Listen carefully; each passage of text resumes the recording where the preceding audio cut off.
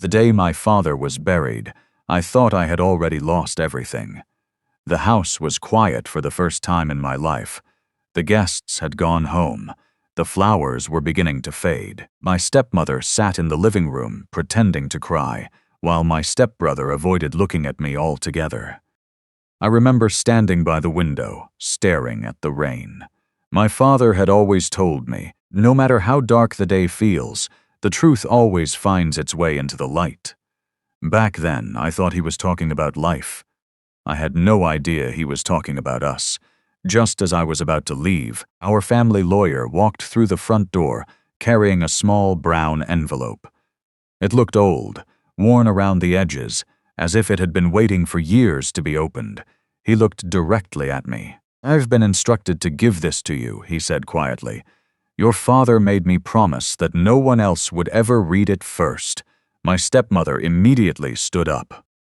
"What letter?" she asked, forcing a smile. "Whatever it is, we're family. We should all hear it together." The lawyer shook his head. "I'm sorry. Those were his exact instructions." For the first time that day, I noticed fear in her eyes. Real fear. She tried to hide it. But it was there for only a second before she looked away. I took the envelope with trembling hands. Across the front, written in my father's familiar handwriting, were 6 words that made my heart stop. "Open this only after I'm gone." My hands wouldn't stop shaking. I slowly broke the seal and unfolded the letter. The first sentence stole the air from my lungs. "If you're reading this, it means I couldn't protect you anymore." I read it again, and then again. Nothing made sense. Protect me? From who? My father had always been careful with his words. He never exaggerated. If he wrote those words, he had a reason. I kept reading. "The people you trusted most have hidden the truth from you for years. They smiled at you every day while building their lives on a lie. I wanted to tell you many times, but every time I tried, they found a way to stop me. That's why I left everything inside this letter. Don't confront anyone yet. Read every page. Let the truth guide you, not your anger." A chill ran through my body. I slowly lifted my eyes from the paper. Across the room, my stepmother wasn't pretending to cry anymore. She wasn't looking sad. She was staring at the letter with panic written all over her face. And in that single moment, I realized my father's funeral wasn't the end of my family's story. It was the beginning of the secret they had spent years trying to bury. This hook is designed to raise immediate questions, create emotional tension, and end on a cliffhanger that encourages viewers to keep watching. Until that letter landed in my hands, I believed I had grown up in a normal family, not a perfect one, no family is, but one built on love, trust, and respect. My father, David Carter, was the kind of man everyone admired. He didn't talk much, but when he did, every word mattered. He owned a small construction company that he had built from nothing. People respected him because he treated everyone fairly, from his employees to the people who delivered supplies. At home, he was different. He wasn't a businessman. He was simply Dad. Every Sunday morning, he would wake me before sunrise. We'd stop by a small bakery on the corner, buy 2 warm cinnamon rolls, and drive to the lake just outside town. We'd sit on the old wooden dock, watching the water while he talked about life. "Money comes and goes," he'd often say. "But your name, once people stop trusting it, getting it back is almost impossible." At the time, those words sounded like simple advice. Now I wondered if they were warnings. My mother had passed away when I was 6. Most of my memories of her came from photographs and the stories Dad told me before bed. He never spoke about her with anger or sadness. Instead, he smiled, as if remembering her gave him peace. When I turned 10, Dad married Linda. She entered our lives with a bright smile, homemade cookies, and promises that she'd love me like her own son. For years, I believed her. She remembered birthdays, attended school events, and always asked how my day had been. If anyone had asked me whether I loved my stepmother, I would have answered without hesitation, yes. She also had a son, Ryan, who was 2 years older than me. At first, having an older brother felt exciting. He taught me how to ride a bike. helped me with homework, and even defended me from bullies once. Looking back now, I can't tell whether those moments were real or simply part of a much bigger act. As we grew older, small things began to change. They were so small that I ignored them. Whenever Dad bought me something, Ryan somehow received something better. If Dad praised me for doing well in school, Linda quickly found a reason to talk about Ryan's achievements instead. When relatives visited, she always introduced Ryan as the future of the family business. She never said those words about me. I laughed it off. Maybe she was just proud of her son. Dad noticed those moments. Sometimes I'd catch him watching Linda with a quiet expression that was impossible to read. He never argued with her in front of me. Instead, he'd place a hand on my shoulder and remind me, "Keep working hard. One day, everything will make sense." I never understood what he meant. There were other strange moments too. Every year, Dad personally handled all the company paperwork. No one, not even Linda, was allowed inside his home office without permission. The room was always locked. One evening when I was 16, I accidentally walked past the office and heard raised voices. It was the only time I had ever heard my father shout. "I won't let you change it," he said. A second later, Linda answered in a voice I had never heard before. "You can't hide it forever." The house fell silent. When Dad opened the door, his face looked pale. He smiled the moment he saw me. "There you are," he said calmly. "I was just looking for you." As if nothing had happened. I wanted to ask what they had been arguing about, but something inside me told me not to. That night, I couldn't sleep. The next morning, everything was normal again. Breakfast was on the table. Ryan joked about football. Linda smiled as she poured coffee. Dad read the newspaper without saying much. It was as if the argument had never happened. Life continued like that for years. Small moments that didn't make sense. Questions that were never answered. Smiles that now felt rehearsed. Then, during my 25th birthday dinner, Dad looked at me differently than he ever had before. He raised his glass but didn't smile. Instead, he said quietly, "No matter what happens in the future, promise me you'll always look for the truth before believing anyone." Everyone around the table went silent. Linda's hand tightened around her fork. Ryan quickly changed the subject. I laughed awkwardly, thinking my father was simply being emotional. I had no idea those would become the most important words he would ever say to me, because only a few months later, he was gone. And the letter waiting in my hands would reveal that the happy family I thought I knew had never truly existed. I stood alone in my father's office, the one room in the house that had always felt mysterious. The rain tapped softly against the windows as I stared at the letter in my hands. Every instinct told me to keep reading, but another part of me was afraid that the next few pages would erase every happy memory I had ever known. I took a deep breath and unfolded the second page. My father's handwriting was as neat as ever. "Son, if you've reached this page, it means you chose courage over fear. I'm proud of you for that. What I'm about to tell you will hurt, but I need you to remember one thing. Not every person who smiled at you truly wanted the best for you." My chest tightened. I kept reading. "When you were 8 years old, I made the biggest mistake of my life. I trusted someone with documents that should never have left my hands. I believed we were building a family together. Instead, I unknowingly gave someone the chance to rewrite your future. I stopped. Rewrite my future? What did that even mean?" I turned the page. "You probably believe your mother left you nothing because she died before making a will. That is what you were told. It is also the first lie." I felt my heart pounding so loudly that I could barely hear the rain outside. All my life, I had believed exactly that. Whenever I asked about my mother's belongings, Linda would gently smile and say, "Your mother never had much. Your father worked hard to provide everything." Dad had never corrected her. Now I understood why he couldn't. The next lines answered a question I had never even thought to ask. "Your mother did leave something behind. not just memories. Before she passed away, she placed everything she owned into a trust for you. Her savings, a small piece of land that belonged to her parents, and shares in the company I was building. She wanted those things to become yours when you turned 25. I stared at the page in disbelief. 25. I had turned 25 just 3 months before Dad passed away, so where was everything? My hands shook as I continued reading. When I remarried, I believed honesty would protect us. I shared every document with Linda because I thought a family should have no secrets. That decision became my greatest regret. A cold chill ran through my body. Within 2 years, important papers began disappearing. New copies appeared in their place. Signatures looked correct, but dates had changed. Ownership records no longer matched the originals.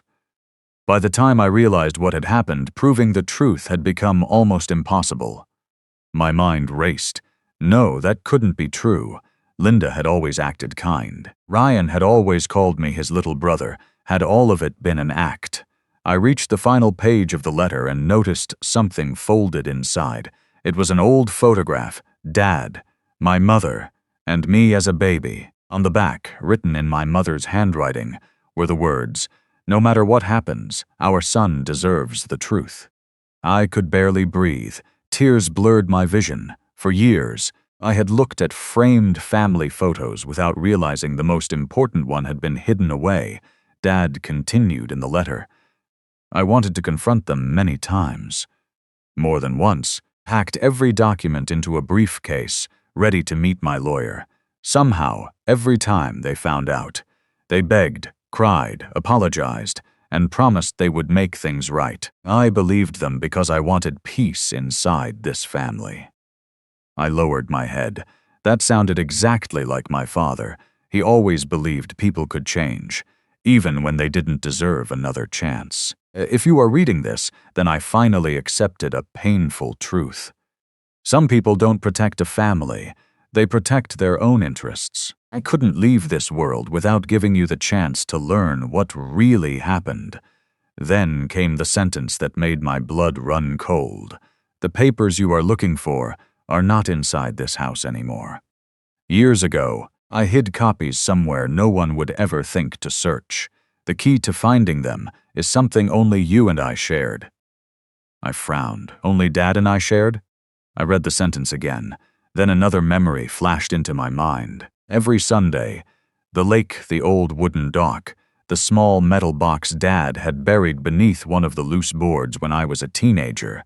I had asked him what was inside. He smiled and said, "Just something important. One day you'll know why." At the time, I thought he was joking. Now, I realized he never was. Suddenly, I heard footsteps outside the office. Someone stopped just beyond the closed door, then came a soft knock. "Are you all right?" Linda asked from the hallway. Her voice sounded gentle, concerned just like always. But after everything I had just read, it no longer sounded like kindness. It sounded like someone desperately trying to find out how much I knew. I carefully folded the letter, slipped the photograph into my pocket, and looked toward the door.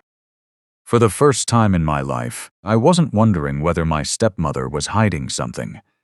I was wondering how far she had gone to keep the truth buried. I didn't answer Linda right away. Instead, I slipped my father's letter back into the envelope and quickly locked it inside the bottom drawer of his desk.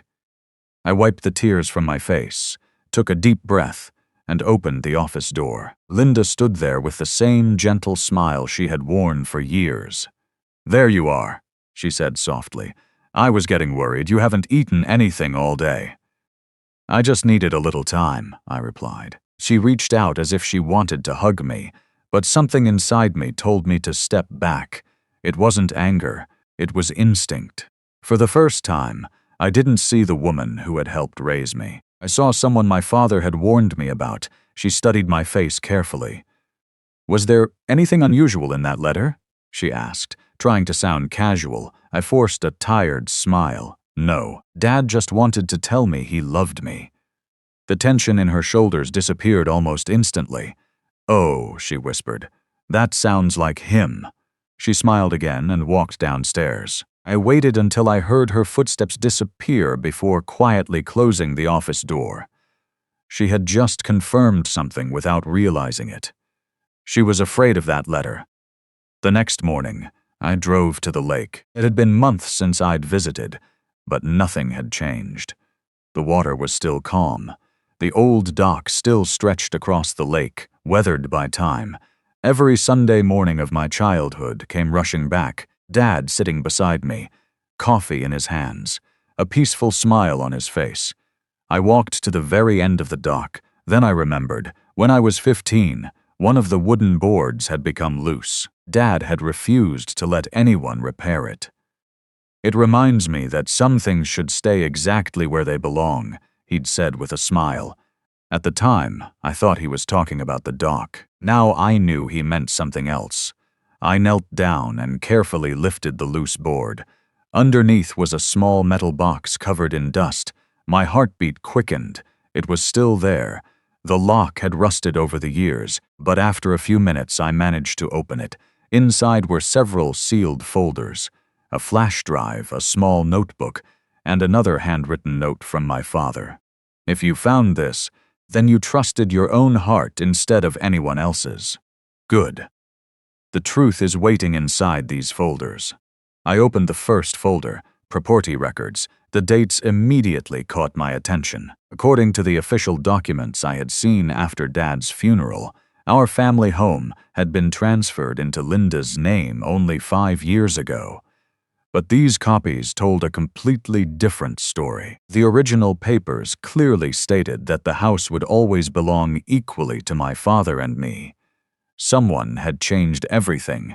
I opened another folder, company ownership records. The original agreement listed me as the future majority owner once I turned 25, but the copies given to the lawyer after Dad's death showed Ryan as the primary successor. My hands began shaking again. This wasn't one mistake. It was a carefully planned pattern. Every document that should have protected me had quietly disappeared over the years. Then I opened the notebook. Dad had written dates beside every important event. Some pages described meetings with lawyers, others listed strange financial transfers. One entry made my stomach turn. April 14. Linda insisted I sign new company papers while I was recovering from surgery. I refused until I could read everything carefully. 2 days later, the originals disappeared from my office. Another entry was even worse. September 3. Ryan accidentally called the company his business in front of me. When I questioned him, he quickly laughed it off. I don't think it was an accident. I closed the notebook and stared across the lake. Every memory I had trusted was beginning to fall apart. Ryan hadn't been dreaming about running the company. He had been expecting it, as if someone had promised it to him years ago. Then I picked up the flash drive. It contained scanned documents, old family photos, and dozens of emails.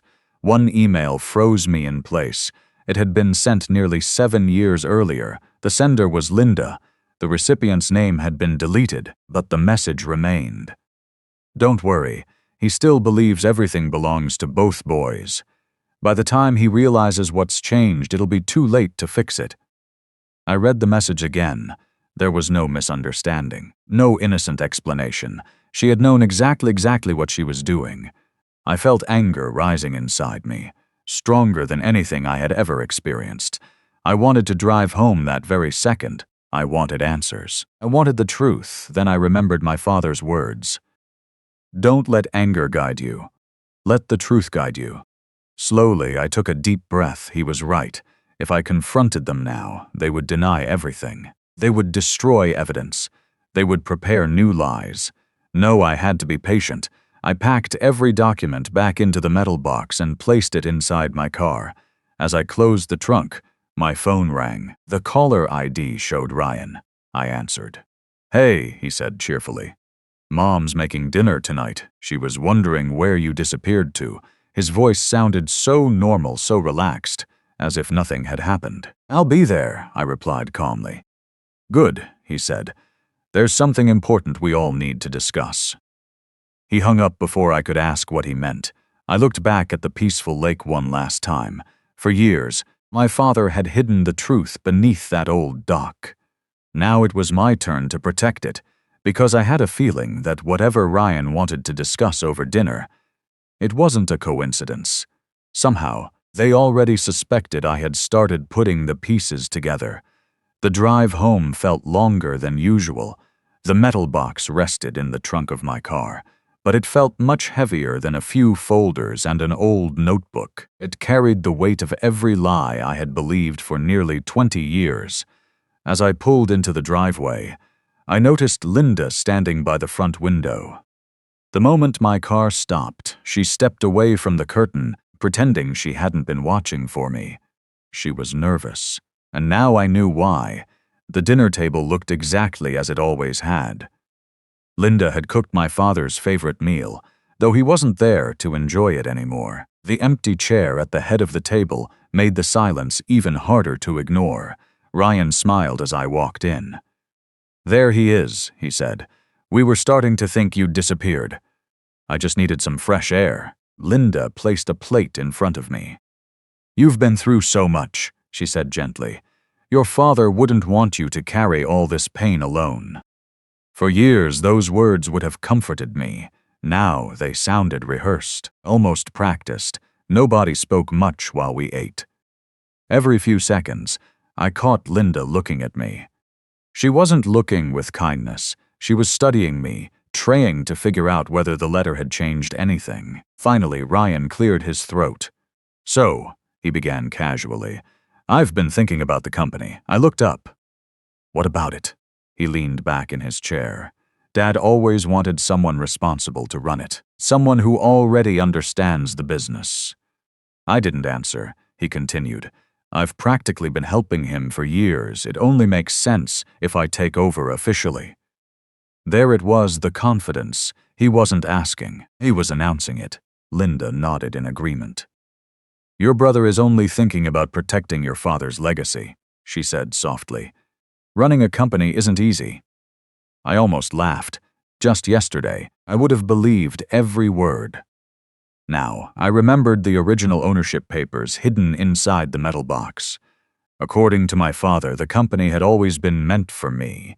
I forced a small smile. Maybe we should wait until the lawyer finishes sorting everything out. Ryan's expression changed for just a second. A flash of irritation crossed his face, then he smiled again. "Of course," he replied. "Whatever's fair." Fair.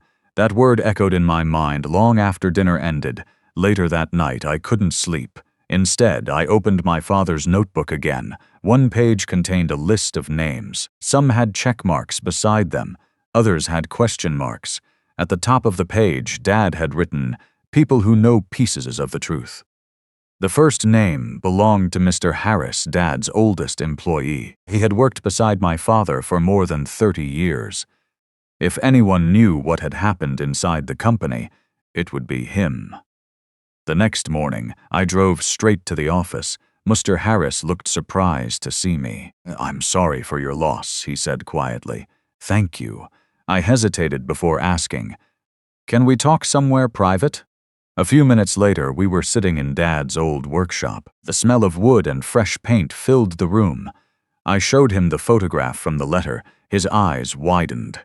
"So," he whispered, "he finally told you." "You knew?" Mr. Harris lowered his head. "I knew some of it. Why didn't anyone tell me?" He looked genuinely ashamed. "Because your father asked us not to." I stared at him in disbelief. He believed he could fix everything himself. He kept saying he didn't want you growing up hating your own family. I closed my eyes. That sounded exactly like Dad. Always trying to protect everyone, even the people who didn't deserve it. Mr. Harris walked over to an old filing cabinet. From the bottom drawer, he pulled out a dusty folder. "I've been keeping this for years," he admitted. "I promised your father I'd only give it to you if something happened to him." Inside were copies of board meeting notes, company financial reports, and several signed statements. One document caught my attention immediately. It showed that Ryan had never actually managed any major projects. Every report claiming he had increased company profits had been written by someone else. Dad had corrected the records by hand, but the corrected versions had never been officially submitted. "He wanted you to know the truth," Mr. Harris said quietly. "Your brother wasn't earning his position. He was being given one." I felt another piece of the puzzle fall into place. Everything Ryan had proudly claimed, everything everyone had praised him for, had been carefully arranged behind the scenes. Before leaving, Mr. Harris stopped me. "There's one more person you need to speak to." "Who?" "Mrs. Eleanor Brooks, the accountant?" He nodded. "She resigned suddenly 6 years ago. I always wondered why." Mr. Harris sighed. "She didn't resign. She refused to sign documents she believed were dishonest." I felt my heartbeat quicken. "Where is she now?" He handed me a folded piece of paper with an address. "She said if you ever came looking for answers." He smiled sadly. She'd been waiting a long time. As I walked back to my car, I realized something that hurt even more than the lies themselves. The truth had never been completely hidden. It had been scattered among good people who stayed silent because they respected my father's wishes. Now those people were finally ready to speak, and with every new conversation, the perfect image of my family was disappearing forever. This chapter sets up the next one, my silent plan, where the protagonist stops reacting emotionally and begins carefully gathering evidence for a powerful, satisfying confrontation.